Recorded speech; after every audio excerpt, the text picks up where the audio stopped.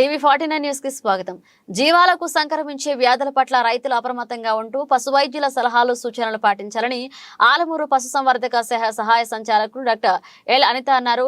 ప్రధానంగా గాలికుంటు వ్యాధి సోకకుండా పశుసంవర్ధక శాఖ ఆధ్వర్యంలో జరుగుతున్న టీకా కార్యక్రమాన్ని పశువుల పెంపకందారులు సద్వినియోగం చేసుకోవాలన్నారు. ఇక గురువారం ఆమె ఈ అంశంపై మీడియాతో మాట్లాడుతూ గాలికుంటు వ్యాధి నివారణకు ప్రభుత్వం ప్రత్యేక కార్యాచరణ చేపట్టిందని, జాతీయ పశు వ్యాధి నియంత్రణ పథకంలో భాగంగా నెల రోజుల పాటు ప్రత్యేక టీకాల కార్యక్రమం కొనసాగుతుందని, టీకాలను ప్రభుత్వం ఉచితంగా అందిస్తుందని తెలిపారు. దానిలో ఇప్పుడు మనకి ఫుట్ అండ్ మౌత్ జరుగుతుంది అనమాట. సొరుపుల టీకాలు ఇది ఎప్పుడో గత కొన్ని సంవత్సరాల నుంచి మనం చేస్తా ఉన్నాము. అంటే కొన్ని రౌండ్లు అంటాం అనమాట. ఇప్పుడు జరిగేది 32వ రౌండ్. అంటే ఇప్పుడు ఎలాగంటే అసలు ఈ ప్రదేశంలో ఈ జబ్బు కంప్లీట్గా ఎరాడికేట్ అయిపోయింది, ఇంకెక్కడ కనపట్టలేదు అనే వరకు మనం చేస్తూనే ఉంటాం. ఇంతకుముందు మనము అట్లా వింటర్ పెస్ట్ అని ఒక జబ్బు అంటే కోవిడ్ వ్యాధి అనమాట, అది రాకుండా అలాగా 0 ప్రోగ్రామ్ చేసాం.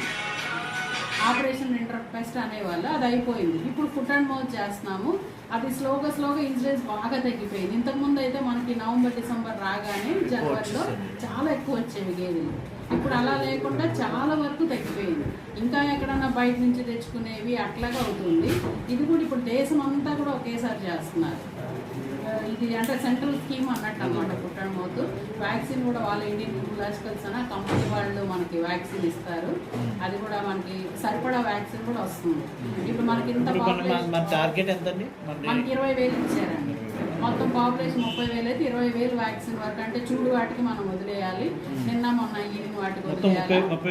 30,000 పశువులు అయితే 2 మండలాలకు కలిపి మనకి 20,000 వరకు వ్యాక్సిన్ ఇచ్చారు. అట్లాగే దూడలు అనమాట. చిన్న దూడలు కూడా 3 నెలలు 4 నెలల లోపు దూడలన్నీ వదిలేస్తాము. 4 నెలల తర్వాత నుంచి చేస్తాము. మళ్ళీ నెల తర్వాత కూడా దూడలకి టార్గెట్ పూర్తి అయిపోయిందండి. 100% ఇప్పుడు చేస్తా ఉన్నాను. ఇంకా జరుగుతా ఉంది ప్రోగ్రామ్. ఇంకా రేపటితో వ్యాక్సినేషన్ అయిపోతుంది.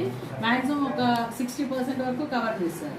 ఇంకా 20% లెఫ్ట్ ఓవర్స్ ఏమన్నా రైతులు లేకపోతే అప్పుడు అట్లాగా వాళ్ళు మళ్ళీ వెళ్ళి చేస్తారన్నమాట. ఇంకా ఎవరు ఇప్పుడు ఎలాగంటే మేము ఎలా ప్లాన్ చేసుకున్నామంటే మొత్తం 2 మండలాల స్టాఫ్ అంతా కలిసి ఒక 50 మంది ఉంటే 50 మంది టీమ్ వైజ్గా డివైడ్ చేసేసుకున్నాం.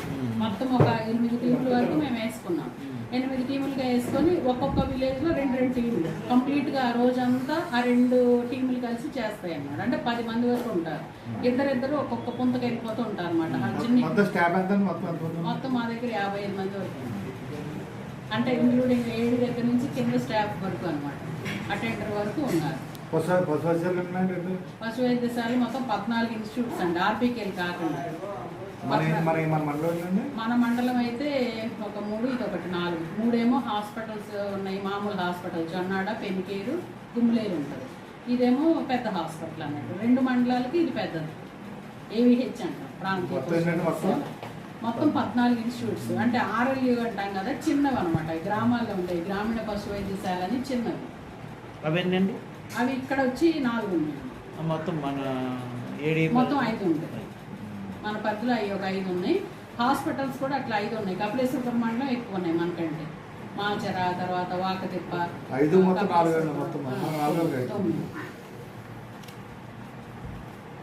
అట్లా ఆర్బీకేలు వచ్చి 17 ఆర్బీకేలు ఉన్నాయి.